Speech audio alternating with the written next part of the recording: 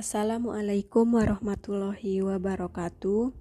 Di sini saya akan menjelaskan sedikit tentang ikan Napoleon.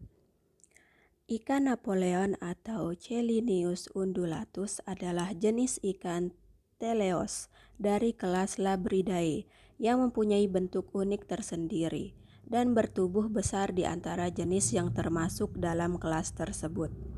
Dalam sistematika nomenklatur yang resmi, ikan Napoleon diklasifikasikan sebagai berikut: Filum Chordata, kelas Osteichthyes, ordo Perciformes, famili Labridae, genus Chelinius, spesies Chelinius undulatus. Ikan Napoleon terkenal di berbagai negara karena sebarannya yang cukup luas dan karena itu memiliki banyak nama, baik nama lokal, nama umum, dan nama dagang. Nama umum ikan ini yaitu Gyanwuraceae. Diberikan untuk kepentingan perdagangan di pasar dunia. Nama daerah atau lokal ikan ini tentunya jauh lebih banyak. Seperti halnya di Filipina, ikan Napoleon memiliki nama lokal Mameng, di Cina memiliki nama lokal Somei, di Kepulauan Natuna dan sekitarnya ikan Napoleon memiliki nama lokal mengkait atau ketipas. Di Kepulauan Seribu, Jakarta, dan Sulawesi, ikan Napoleon memiliki nama lokal maming. Dan begitu pula di daerah-daerah lainnya. Ikan Napoleon merupakan salah satu jenis ikan karang yang memiliki banyak keunikan. Tidak hanya mengalami perubahan jenis kelamin saat usia dewasa, tetapi juga memiliki ciri-ciri morfologi yang berbeda antara fase juvenil dan saat dewasa. Warna pun juga mengalami perubahan seiring dengan bertambahnya umur ikan Napoleon. Selain perbedaan ciri-ciri antara fase-fase kehidupan ikan Napoleon tersebut, di daerah terumbu karang yang merupakan habitat ikan Napoleon juga hidup berbagai jenis ikan lainnya yang mempunyai kemiripan dengan ciri ikan Napoleon. Ikan Napoleon dewasa lebih mudah dikenali karena memiliki ciri-ciri spesifik seperti bibir yang tebal, tonjolan di dahi atas, mata yang berubah menjadi besar saat bertambahnya umur, dan gurat di atas serta di bawah matanya. Ikan Napoleon dewasa juga memiliki warna hijau kebiruan dan tubuhnya jauh lebih besar. Perubahan bentuk tubuh dan warna sepanjang perjalanan hidupnya menyebabkan sulit untuk mendeteksi kapan perubahan jenis kelamin dari spesies tersebut. Tetapi betina dapat dikenali sepintas lebih hijau seperti pada gambar yang sudah saya berikan.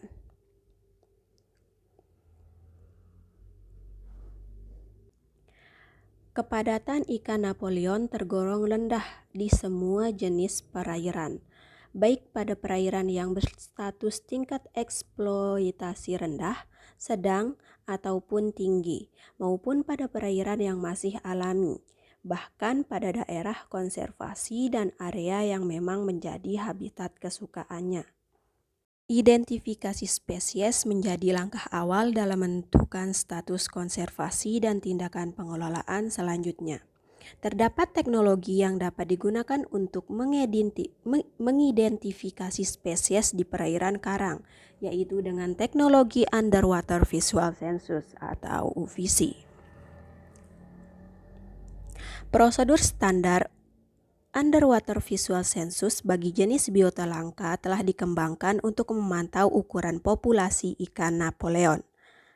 Rekomendasi pemanfaatan UVC tersebut berkenaan dengan isu-isu seperti mudahnya identifikasi jenis tunggal, serta persyaratan alat yang sesuai dan pelatihan yang sederhana. Selain itu, panjang lintasan sensus yang harus dipenuhi dan ini penting untuk menyediakan estimasi kepadatan biota yang bersifat representatif bagi wilayah yang dikaji. Sebaliknya, hal ini tidak dapat terpenuhi oleh penggunaan teknik UVC konvensional dalam bentuk transek sabuk yang pendek. Teknik UVC ini bukan saja dipandang cocok untuk mengukur kepadatan stok ikan Napoleon, tapi juga jenis biota atau ikan yang dilindungi seperti penyu dan yang lainnya. Namun, ada beberapa permasalahan seperti terdapat spesies yang mirip, siklus hidup yang tidak dapat dilihat, ikan besar yang menghindari pengamatan, dan lain-lain dalam pengamatan melalui underwater visual census ini. Pendekatan molekuler yang dapat digunakan untuk mengetahui tingkat keanekaragaman hayati perairan yaitu: pertama, DNA mitokondria.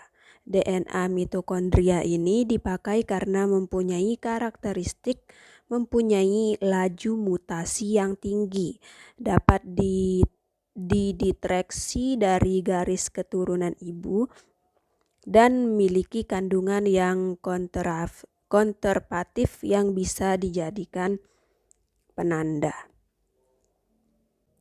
Yang kedua yaitu ada DNA barcoding. DNA barcoding yaitu metode yang digunakan untuk mendeteksi ikan atau spesies yang punya karakteristik dapat mengidentifikasi secara cepat berdasarkan sekuen DNA-nya. Juga terdiri atas sekuen pendek DNA yang terstandar dan mampu membedakan sampai tingkat spesies. Sekuen pendek yang sering digunakan yaitu rRNA dan yang lainnya.